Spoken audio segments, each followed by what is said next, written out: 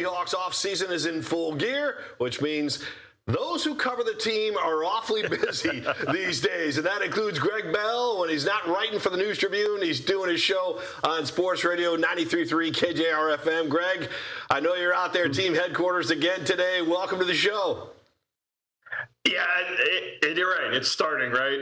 But it's still football in June. Thanks for having me on. I'm not as busy as you guys are. Come on, Greg. Chris is so busy. He needs a haircut. Look at that. He looks like he's in the Partridge Family. It's a haircut, man. Whoa. We haven't had a Partridge show that reference for a while. That's a long time. That might be the first ever. All right. Let's move ahead here, Mr. Kincaid, at the headquarters this week for OTAs. Let's start with Derek Hall. Why do you think the Seahawks made his contract extension such a priority this offseason, Greg? Well, they're selling culture, Paul, and you're around this building and inside the locker room like I am. This is what culture brings you. What Mike Macdonald has established in 2 years, this is the payoff. Guys that want to be here, guys that have won a championship and realize it was a chemistry and a brotherhood in the locker room that they cite as the reason they won. And then you get a guy like Derek Hall. I asked him yesterday after practice, you know the market. You know Boye Mafe, your former teammate, got $20 million a year from the Cincinnati Bengals, who is not as good of a player in this defense as is Derek Hall. And I asked Hall, why not wait till free agency and see what your market value is? Because you know what comps are out there. And he said, you know what? I want to know what I have coming to work every day. I wanted this culture. I want another chance at winning a Super Bowl, the brotherhood. They were razzing him from the first minute he stepped on the practice field yesterday, just riding him really hard. They love him.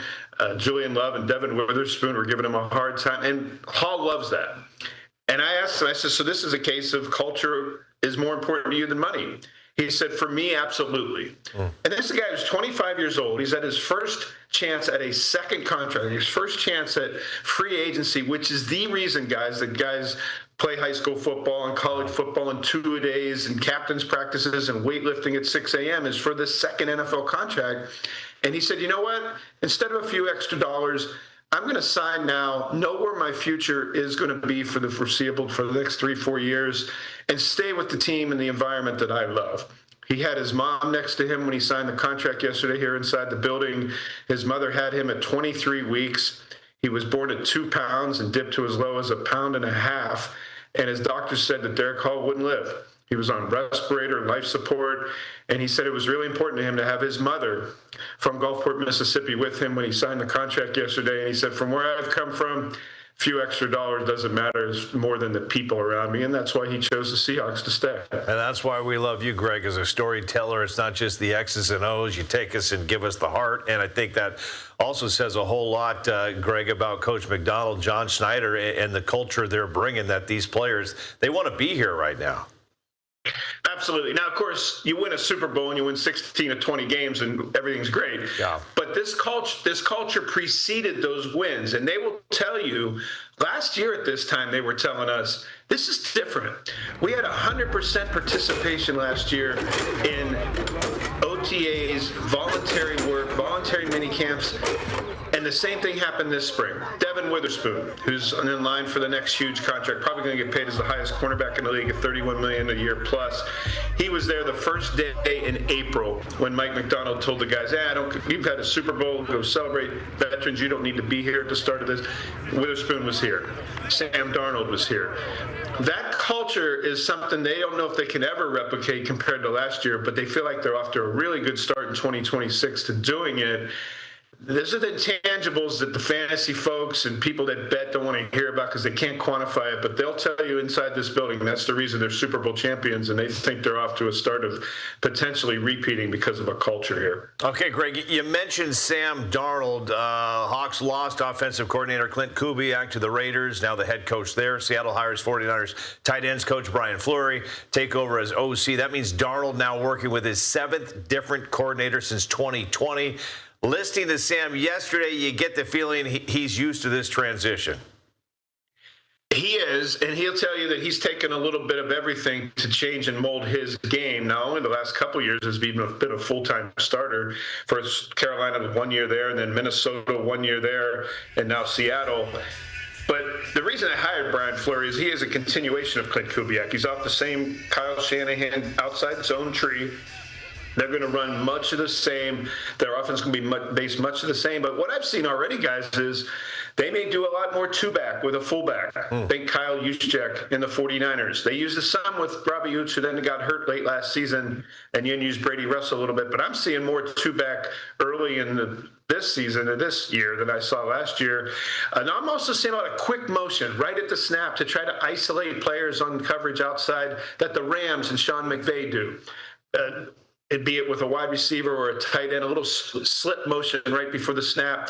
They didn't do as much of that last year under Clint Kubiak. So there's already evidence of some tweaks that Sam Darnold is learning with Brian Fleury, but no doubt this offense is still going to be predicated on the run and the Shanahan system, which is why Fleury's here succeeding Kubiak. Hey, Greg, you talked about Devon Witherspoon, and a lot of people think he should be the highest paid corner in the NFL. How soon do you think they'll get that extension done?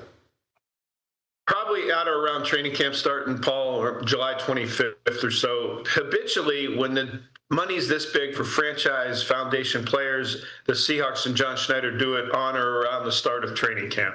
Think Russell Wilson and his extensions, and Earl Thomas and Bobby Wagner. And the anomaly was Jackson Smith and Jigba getting a top-of-the-market $168 million record deal for a wide receiver way back early in the spring.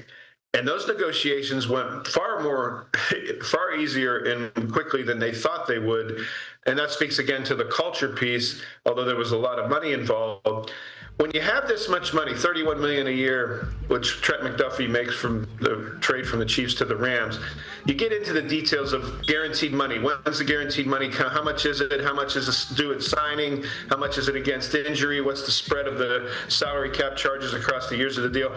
And that's why it takes longer. In the meantime, by the way, guys, Devon Witherspoon's not practicing. He's not doing scrimmaging. He's doing the very beginnings of stretching and kibitzing with the guys. But as far as any possibility of injuring, his agent has made it clear to him, don't step on the field and do anything in June when you got to sign a contract, probably in July. So I don't think it's a concern other than the details getting ironed out. He's going to be here. He's going to be probably the richest cornerback in the league. He is a favorite of Mike Macdonald. They're like brothers, very odd couple brothers, the two of them, a 38-year-old coach and a 25-year-old from Florida. They always are razzing and getting on each other. Macdonald loves Witherspoon for all he does with this defense. He'll get paid for it. It'll probably be done late July, first days of camp. Okay, past 20 years, the three of us, all three of us together, we've done a lot of TV shows. Greg, you've written more stories than Paul and I have. All three of us have been on radio shows. Greg, you have your own radio show now. If you were to put ChatGPT, what is the name Paul Sylvie, Gregg Bell, and Chris Egan have said the most over the past 2 decades, I could argue Russell Wilson may come up. Russell Wilson could come up. Greg, you worked with him very closely. Just your thoughts about him heading to the broadcast booth, his video release yesterday, which pretty much announced his retirement. Well, it was very Russell Wilson. It was scripted. It was polished, the music and all of it. But it had a lot of truth in it to me of who Russell Wilson was for Seattle. And I know that the end was messy, and I know he orchestrated his way out, and it turned off a lot of people with how self-centered the end of it was. But make no mistake, guys, I think you and I and Paul agree, Russell Wilson is one of the best athletes to ever walk into Seattle. He's one of the best athletes to ever play for a Seattle team. And I don't just mean on the field.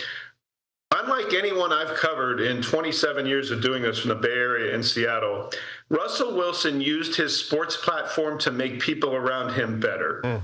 I'm a little biased in this. My wife works at Children's Hospital, has worked at Children's Hospital for 25 years. She saw firsthand how Russell Wilson changed lives there. To this day, even though Russell Wilson's been gone now for 4 years, to this day, they have Blue Tuesdays inside Seattle Children's. The patients, the families, the staff there, and a spin on the Blue Fridays, of course, across the Pacific Northwest for the Seahawks. And everyone dresses up in Russell Wilson gear and Seahawks gear because Russell Wilson, from the first Tuesday he was ever in Seattle as a rookie in minicamp in 2012, after the Seahawks drafted in the 3rd round, from that very first Tuesday, He went to Children's Hospital every Tuesday, in season, off season, when he was in town. The very first time he went to Children's Hospital, Russell Wilson walked up to the visitor's desk and he told the guard, "I'm Russell Wilson." And the guard told him, "Who are you? We never heard of you. What are you doing here?" From that Tuesday forward, he was there every Tuesday for 10 years. The impact that had on children who are on life support, who are on IVs, who are in the cancer ward, the burn units, what it gave them was hope. And the families, it gave them hope. And you could see it corny, you could call it corny, and he videoed it and put on social. So what? He was there, and he changed people. There aren't many athletes who we cover who change people. They changed the games, they changed the locker rooms, they changed the results on the field, on the court. But how many really transcend the sport to change the community around them? Russell Wilson did that. That's his legacy to me in Seattle. You're talking to the wrong guy if you want someone to criticize Russell Wilson. I think he's right on the edge of a Hall of Fame consideration because of I could say he's 1 yard away from being in the Hall of Fame. Yeah. That his career on the field lines up a lot with Ken Stabler. You guys remember him from the 1970s Raiders, 1 Super Bowl appearance, 10 years with one franchise, and then petered out with the Saints afterwards, a couple years with the Saints and with the Houston Oilers. It's a little bit like Russell Wilson. I could make a strong argument that you cannot tell the history of the NFL during the last 25 years without mentioning Russell Wilson and what he did for Seattle. Yeah, that puts a tremendous amount of perspective on all of it, Russell Wilson on and off the field. Greg, we really appreciate your insight and your opinion there. That's strong stuff.